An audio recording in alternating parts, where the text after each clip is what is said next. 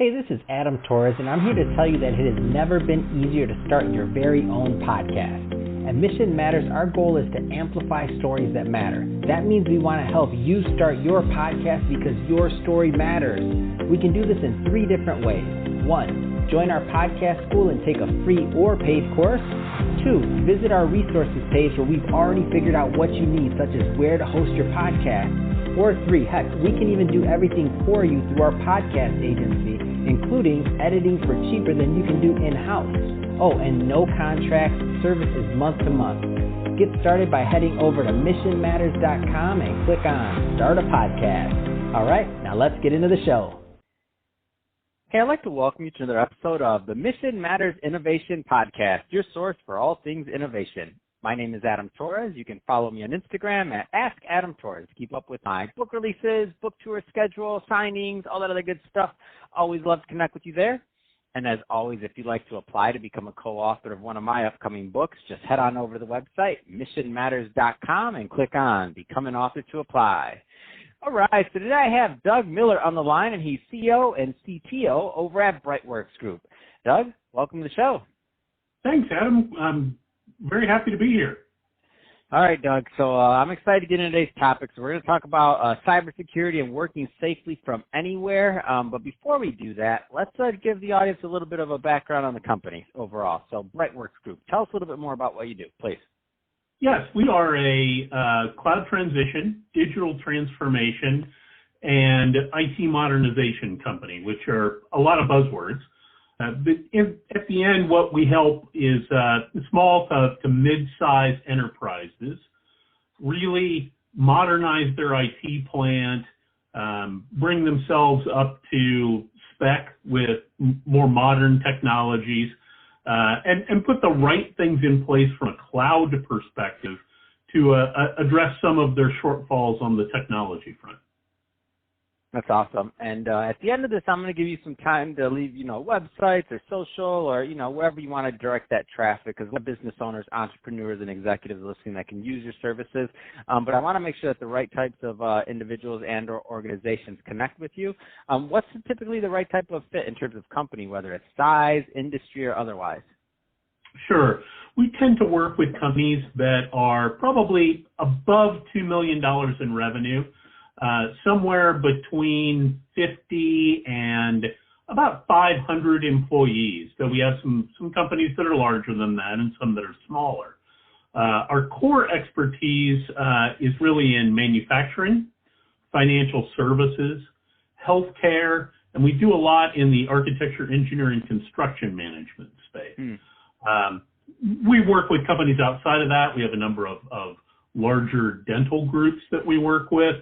So it's not like we can't work with anybody, but of the companies that we tend to work with, they tend to be complex in nature. They tend to have more than one location.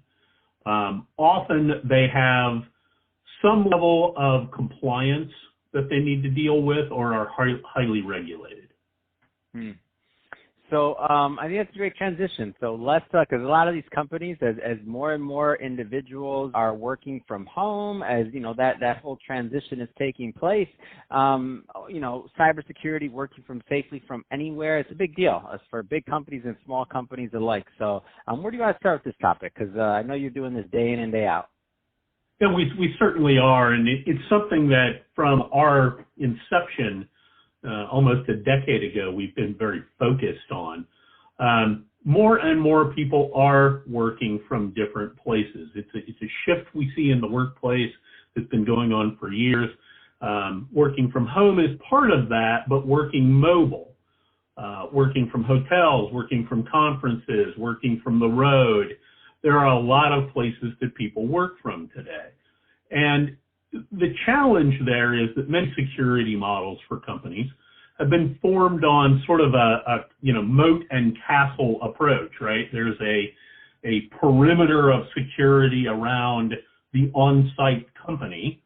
And if you're inside that perimeter, you're great. But if you're outside that perimeter, you're exposed.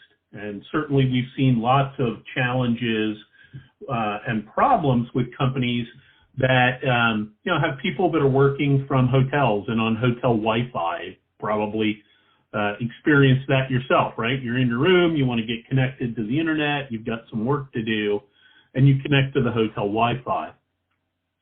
Unfortunately, in a lot of cases, you don't have the same protections that you would if you were home, or rather if you were at your office, right? So we've unfortunately seen a lot of situations where companies have either ended up having their employees exposed to things like malware and phishing attacks because they're connected over public Wi-Fi.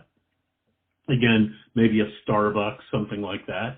And we've seen cases where companies have had information stolen from them, intellectual property, information on employees that set themselves up for later phishing campaigns. So it can be a real problem these days to connect to these non-secure networks. What we focus on is helping employees of these companies, our customer companies, utilize a variety of services and approaches to safeguard themselves, regardless of what device they're working on, and regardless of where they're connecting from. Some of that is technology. Some of it is the approach that companies have to take to security. And finally, some of it is just training. In fact, probably the core of it is doing the right kind of training and awareness raising amongst your staff so they understand what kind of things to watch out for. So where do you find, and as companies are, so there's some people listening right now who maybe they're just starting to, latch on to this idea of letting your employees work from other areas, and maybe they just didn't do that in the past, right? And they're little by little finding, for whatever reason, whether it's cost benefit, whether they're shifting focus, whatever they're doing. What do you think are some of the first things that people should consider as they make that transition? So the first thing I think that you have to consider, and probably the quickest and easiest thing that a company can do, is that it can adopt something known as multi-factor authentication across the board. So for all of your employees that are trying to authenticate to, and sign in, use your passwords, right, to any resource, whether that's, maybe you're using some kind of online email for the company, Office 365 or Gmail, or different applications, Salesforce, some kind of CRM. All of these now have the ability to enable what's known as two-factor authentication. If you do nothing else, this will prevent probably over 90% of the possible attacks that your staff could be subjected to. And it's really very simple. Everybody today has a phone. It's a matter of signing up for the right service, grabbing the authenticator applications. And I want to stress that there are a couple ways to do this. One way is to simply get text messages. We've probably all seen this, right? We try and sign into our online banking, and they want to send us a text message. And that's better than nothing, but the best solution are online authenticator applications. And there are applications like Authy, A-U-T-H-Y, that you can download. Your company can set them up. And the trick to two-factor authentication is that you have one factor, your password, and then you have a second factor, which is a thing that nobody else but you can have. And that's the authenticator app on your phone. When you sign in, you're prompted to put in a code from that authenticator app, and nobody else can have that. It protects you from the vast majority of attacks or problems that you could run into. So simply using that to protect everything is your best and easiest first step. The next thing that I think that you need to do is that you need to invest in some kind of education program. Fortunately, there are a number of really good online pretty inexpensive education resources out there that your business can sign up for. By having your employees regularly, and I don't mean daily or weekly, but at least quarterly, participate in some kind of cybersecurity training, it keeps it fresh in their mind, and they start to become able to recognize the signs of some of these phishing and other email-based attacks, and it can really stop problems.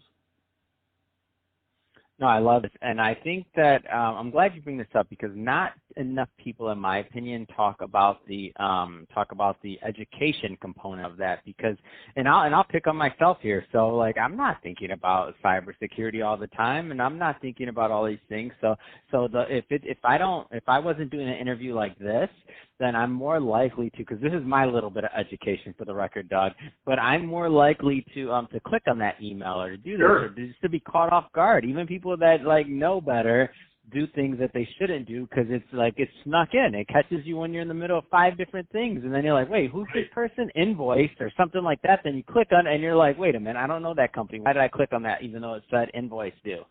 Like, why did I do that? And you're like, oh, they got me. That's exactly what they're counting on, is that you'll be distracted. You're trying to do your work, right? And now they're getting a lot more sophisticated about it. We're seeing very, very sophisticated phishing emails.